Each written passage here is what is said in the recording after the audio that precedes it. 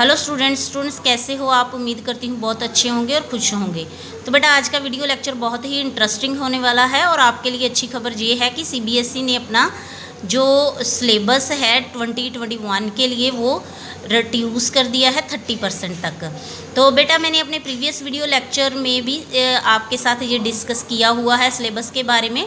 तो बेटा जो सिलेबस के यूनिट्स हैं वो एज़ इट इज़ ही हैं, उनमें किसी तरह का कोई चेंज नहीं है और उनमें जो मार्क्स की डिस्ट्रीब्यूशन थी यूनिट वाइज वो भी सेम है। तो मैं डिस्क्रिप्शन बॉक्स में अपनी प्रीवियस वीडियो लेक्चर का आपको लिंक दूंगी, आप उसको भी देख लेना। तो उसको देखने के बाद आपको ज़्यादा क्लैरिटी हो जाएगी। तो बेटा आप ऐसा करो कि अगर आपके पास बुक्स हैं तो बुक्स में जो भी सिलेबस है 2021 का उसको पास रखो और जो भी डिलीशंस हुई हैं उसको बेटा आप साथ में टिक करो और क्रॉस करते जाओ ताकि आपको बाद में किसी तरह की कोई कन्फ्यूजन ना रहे।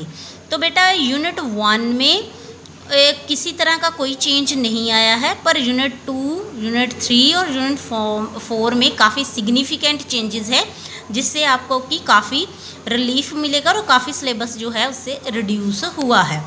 तो बेटा यूनिट 2 में कौन कौन से चेंजेस आए हैं वो हम चेक करते हैं। तो बेटा यूनिट 2 का जो हमारा टॉपिक है बैंक रिकन्सिलिएशन स्टेटमेंट, इसमें अब बच्चे हमें bank reconciliation statement with adjusted cash book के टॉपिक को नहीं करना है, ये डिलीट कर दिया गया है।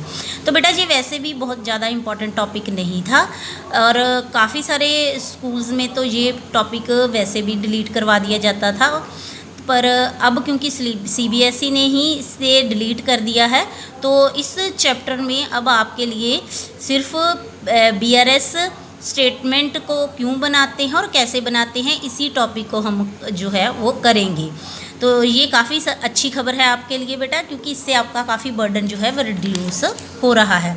तो बेटा जो दूसरा इस यूनिट में चेंज आया है वो ये है कि बिल्स ऑफ एक्सचेंज वाला जो हमारा चैप्टर है उसमें से जो terms of bill of exchange है उसकी 2 टर्म्स को डिलीट किया गया है। फर्स्ट है रिटायरमेंट ऑफ बिल और दूसरी है रिन्यूअल ऑफ बिल।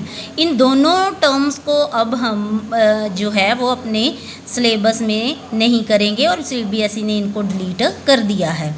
तो इसके बाद बेटा यूनिट 3 में जो मेन चेंजेस आए हैं वो ये हैं इनकम्प्लीट रिकॉर्ड से रिलेटेड। तो ये काफ़ी बड़ा चेंज है, इसमें काफ़ी सारा पोर्शन जो है इस चैप्टर का डिलीट कर दिया गया है। Difference between accounts from incomplete records and statement of affairs, और एक पोर्शन ये है और दूसरा है preparation of trading profit and loss account and balance sheet. तो ये दोनों टॉपिक अब सिलेबस में से डिलीट कर दिए गए हैं, तो इससे काफ़ी सारा बर्डन जो है वो बच्चों का कम हो गया है। तो बेटा इसके बाद जो हमारा यूनिट 4 है कंप्यूटर्स इन अकाउंटिंग, तो इसमें बच्चे काफ़ी सिग्निफिकेंट चेंजेस आए हैं। बहुत नाम मात्र ही पोर्शन सिर्फ जो है वो रिमेनिंग रह गया है। तो जो पहले डिलीट पोर्शन है वो मैं आपके साथ डिस्कस करती हूँ। Introduction to operating software, utility software and application software, introduction to accounting information system as a part of management information system. तो बेटा ये काफ़ी बड़ा चैप्टर था और ये पूरा का पूरा जो है वो डिलीट कर दिया गया है। तो बेटा इसके साथ ही हमारा जो और पोर्शन इस यूनिट में से डिलीट हुआ है वो है स्टेजेस इन ऑटोमेशन। तो इस टॉपिक को भी अब हमें कवर नहीं करना है। तो ये भी काफ़ी सारा लेंथी चैप्टर था, टॉपिक था और इसको भी डिलीट कर दिया गया है। तो इस यूनिट में सिर्फ अब आपको करना क्या क्या है, introduction to computer and accounting information system, introduction to computer जिसमें कि एलिमेंट्स है, कैपेबिलिटीज़ है, लिमिटेशंस हैं कंप्यूटर सिस्टम की। तो इसके अलावा ऑटोमेशन ऑफ अकाउंटिंग प्रोसेस और उसका सिर्फ मीनिंग ही हमें करना है। तो बेटा क्लास 11th के अकाउंटेंसी सिलेबस में आपको काफ़ी रिलीफ दिया गया है, काफ़ी सारा सिलेबस जो है वो डिलीट कर दिया गया है और अब आप जितना भी पोर्शन आपके पास है वो काफ़ी इंटरेस्टिंग है और आप बहुत ही आसानी से उसको समझ सकते हैं और कर सकते हैं।